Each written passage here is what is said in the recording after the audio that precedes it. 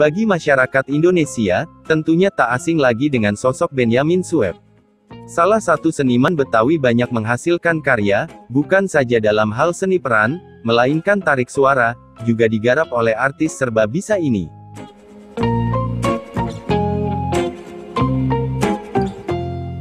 Jika dihitung dengan jari, rasanya tidak cukup menyebutkan satu persatu judul-judul film terbaiknya. Melalui alur cerita film ini, kami akan mengulas salah satu film Bang Ben, yaitu Samson Betawi yang dirilis pada tahun 1975.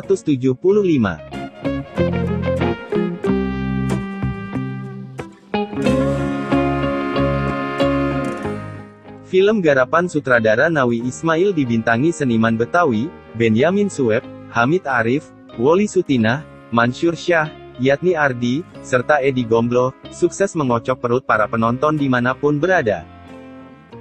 Tanpa berlama-lama lagi, langsung saja kita ke alur ceritanya.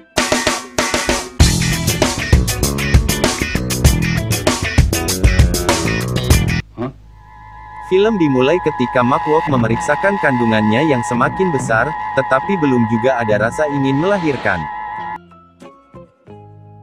Agar mendapatkan penerawangan dari orang pintar, Cek Apiang, tukang ramal dari Cina memprediksi jika anaknya nanti akan menjadi orang kuat serta banyak hoki. Menurut penerawangannya, jika Mark Walk akan mengandung anaknya selama 16 bulan. Tak puas dengan Cek Apiang, Mark Walk memaksa suaminya agar memanggil orang pintar lain yang tak jauh dari rumahnya. Rupanya, dari penerawangan Mas Sastro melalui primbon Jawa kuno, bahwasanya anaknya nanti akan memiliki kekuatan sakti mandraguna. Selain memiliki kelebihan, sang anak juga memiliki kelemahan. Apabila bulu ketiaknya dicukur, maka kekuatannya akan hilang.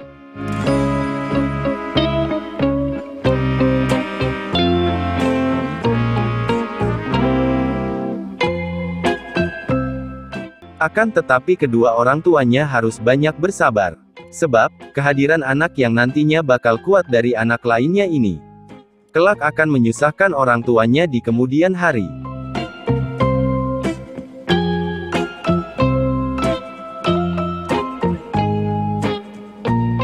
Skin berpindah saat Mark Walk berasa ingin melahirkan. Hamid akhirnya berangkat ke rumah dukun beranak.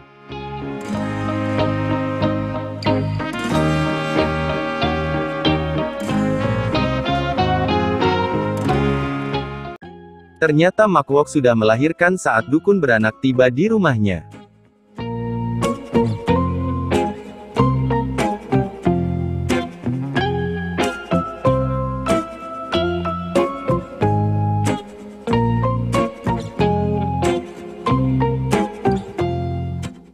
Setelah melihat anaknya yang baru dilahirkan, Hamid merasa heran, melihat bayinya nampak seperti anak berusia 4 bulan.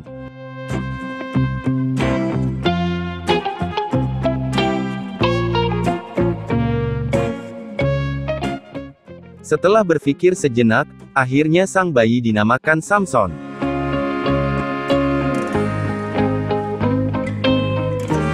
Skin berpindah saat Samson berusia 12 tahun. Salah satu kebangkrutan orang tuanya terasa saat Samson menyantap makanan dengan porsi yang berbeda.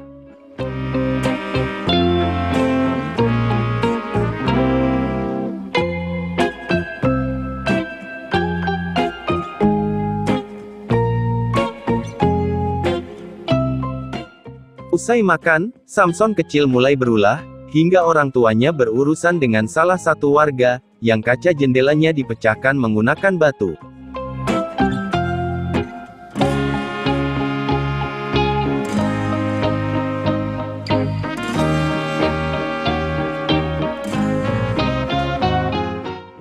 Melihat kaca rumah orang pecah, Samson pun langsung ngacir. Tak terima kaca rumahnya dipecahkan menggunakan batu.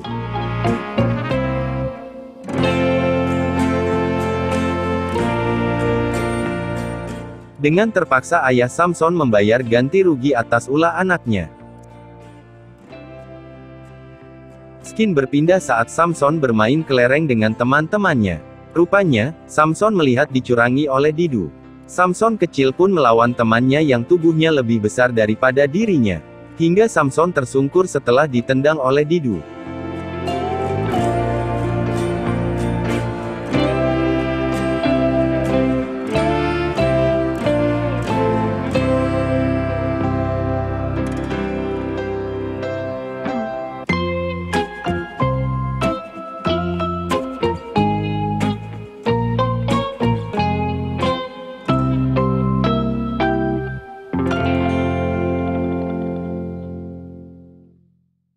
Dengan kekuatannya, akhirnya ketiga temannya dihajar habis-habisan.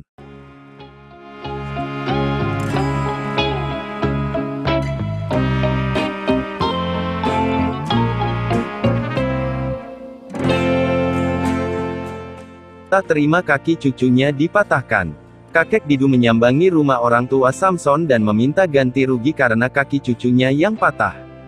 Tak lama berselang, teman Samson yang matanya ditonjok hingga buta datang bersama ibunya menuntut ganti rugi pula.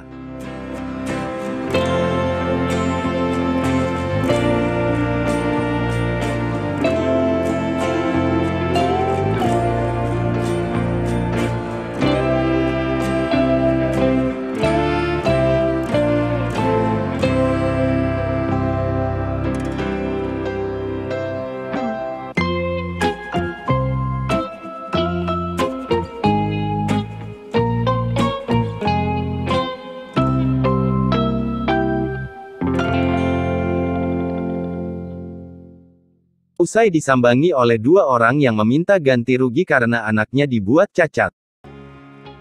Orang ketiga yang tangannya dipatahkan juga datang bersama bapaknya, menuntut ganti rugi.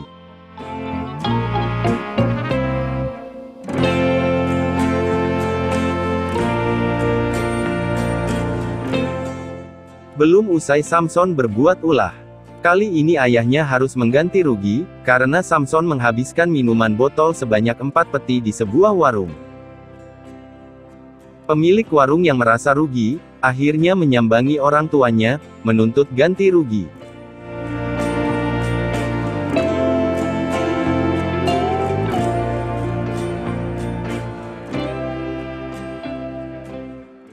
Miskin berpindah 17 tahun kemudian.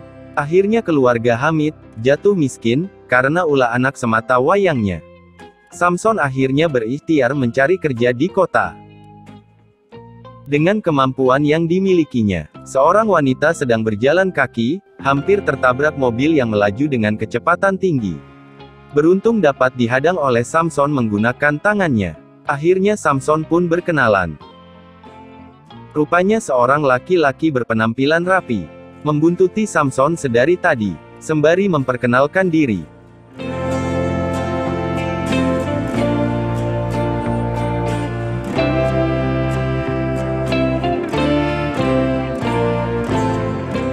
Akhirnya Samson diajak kerjasama untuk menampilkan kemampuannya sebagai orang kuat. Samson yang setuju akan kerjasama, mengajak membicarakannya di sebuah rumah makan. Sultan Malenggang di langit kaget bukan kepalang saat akan membayar makan dan minum Samson di rumah makan Padang. Mau tak mau, karena tak mampu membayar, dirinya meninggalkan jam tangan dan KTP sebagai jaminan. Pertunjukan Samson akhirnya digelar di lapangan terbuka. Dengan mengangkat alat berat, seluruh penonton dibuat terpukau. Akhirnya pertunjukan orang kuat berpindah ke tempat berbeda. Kemampuan Samson yang dapat mengangkat benda berat benar-benar memukau seluruh penonton. Akan tetapi, Samson merasa tak terima, lantaran honor yang diterimanya tidak sesuai. Sukses mencari rejeki di kota, Samson akhirnya pulang ke kampung, menemui orang tuanya. Selama Samson pulang kampung, ternyata Sultan Malenggang di langit menandatangani kontrak sebuah pertunjukan Samson melawan banteng. Rupanya saat pertunjukan dimulai, bukan melawan banteng, melainkan seekor sapi. Walhasil, Samson dan manajernya kabur dari amukan penonton yang kecewa. Akibat tergiur kontrak senilai 10 juta rupiah. Sultan Malenggang di langit ternyata ditipu rekan bisnisnya.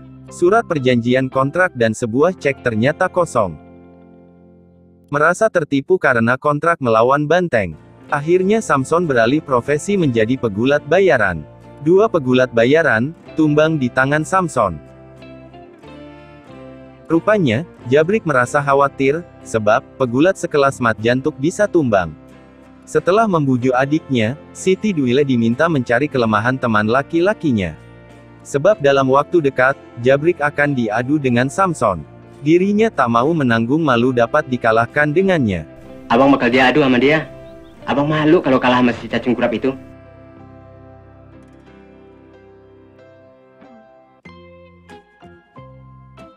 Siti Duile akhirnya mengajak Samson pergi ke pantai. Di sanalah Samson memberitahukan jika kelemahannya, yaitu ada di bulu ketiak. Saat Samson tertidur, bulu ketiaknya dicukur habis oleh Duile. Setelah mengetahui titik kelemahannya, dengan mudah Jabrik mengalahkan Samson. Pertarungan gulat pun dimenangkan oleh Jabrik. Usai pertandingan, Sultan Malenggang di langit memberitahu, jika teman wanitanya Siti Duile, ternyata adik Jabrik. Samson baru menyadari, yang mencukur bulu ketiaknya ternyata Duile. Hah? Adiknya si Jabrik? Iya! Ah! Kagak bak gue! Pasti dia yang gunting bulu ketek gue!